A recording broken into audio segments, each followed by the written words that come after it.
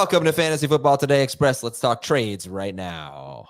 It's Adam Azer. It's Dave Richard here. And we're going to look at the most traded list. We just did a whole trade show in like 30 minutes on buy low and sell high. We'll get into that in a bit, but let's look at who's actually getting traded. And there's one player who has been traded more than 200 more times than any other player, and that's Jordan Mason. He's number one.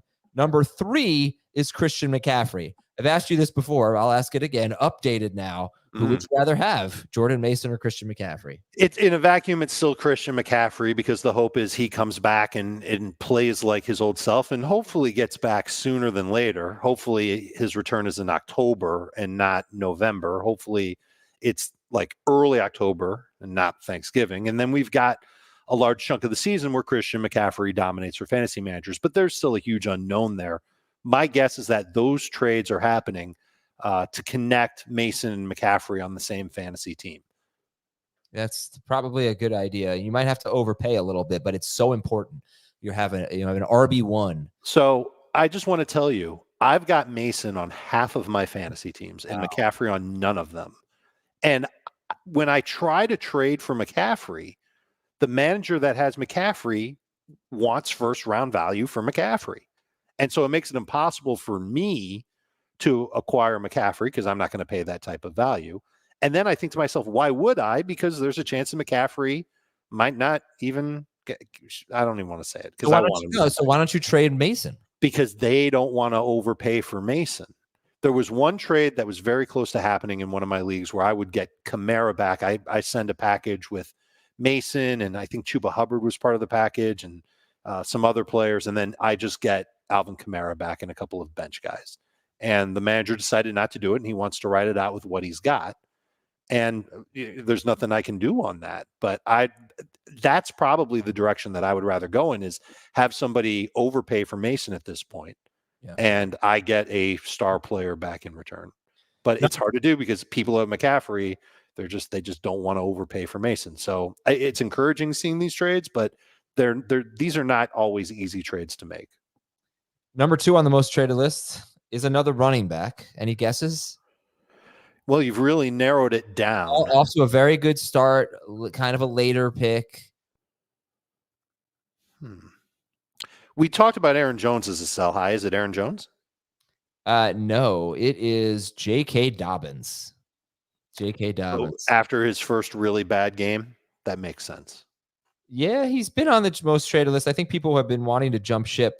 Or not jump ship, but get what they could after 2 straight games with 20 fantasy points. Mm-hmm. But is that wise? Because even though it wasn't a good game for Dobbins, he's obviously the guy, right? I mean, he's running away from Gus Edwards, who had only 3 carries. Gus Edwards had only 3 carries. So no question about it. It's a buy low, maybe? He's a buy low after this week because the Chargers are walking into this game against Kansas City shorthanded.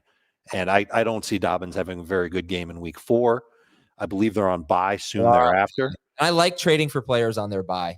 So the time to acquire Dobbins is going to be after the game where they get shellacked by the Chiefs. And then there's a bye. And so you should be able to give up less for Dobbins at that point. And then you just cross your fingers that he stays healthy the rest of the way and that the offensive line stays healthy. That's an important thing too. The fact that both tackles are hurt right now for LA, that definitely does not help Dobbins' case. He needs that strong offensive line.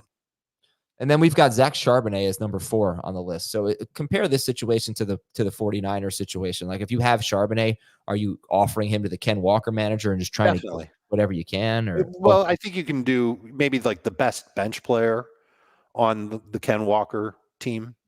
That's what you're looking for. You're not looking to, just totally take advantage. You're not putting somebody over a barrel for Zach Charbonnet.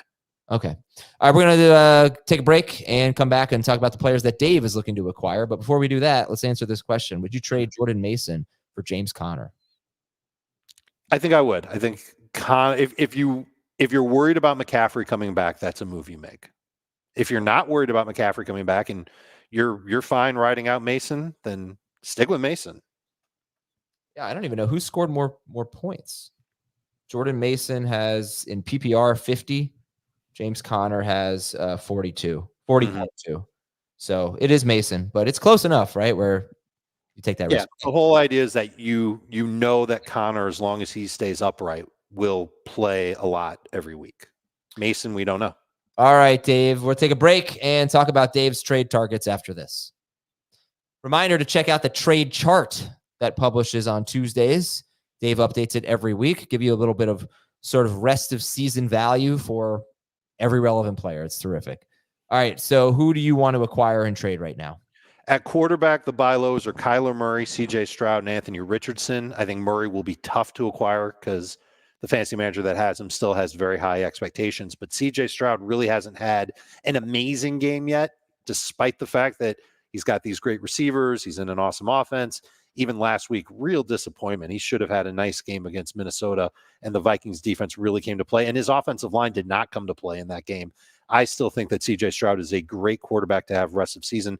Richardson is a very interesting quarterback. The people that drafted him, they've got to be really unhappy with him. They probably aren't starting him in week 4.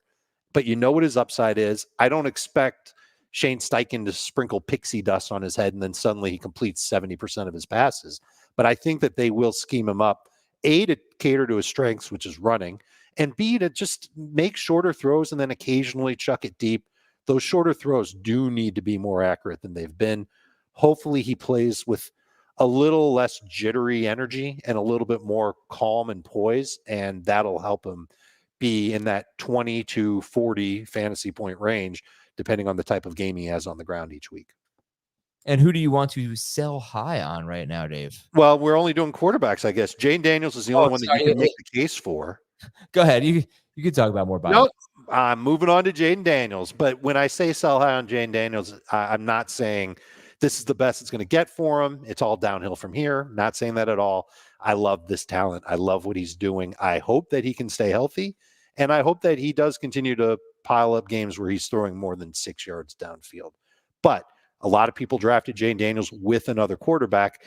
This is your opportunity to turn Jaden Daniels into one of the more reliable and established quarterbacks in fantasy, or to trade him for a starter at another position.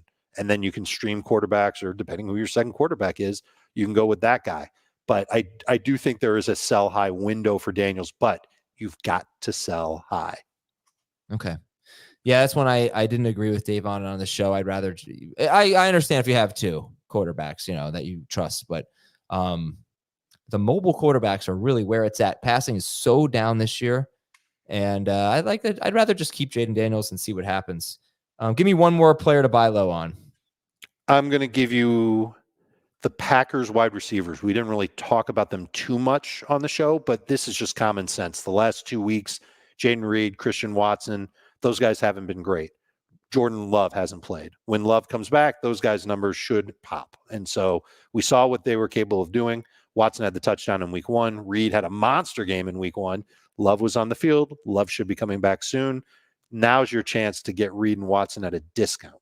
Love was on the field. Love was in the air. Dave. Love was in the air. Thank you. Every time I look around. Isn't that the lyric? I don't know. I have no idea.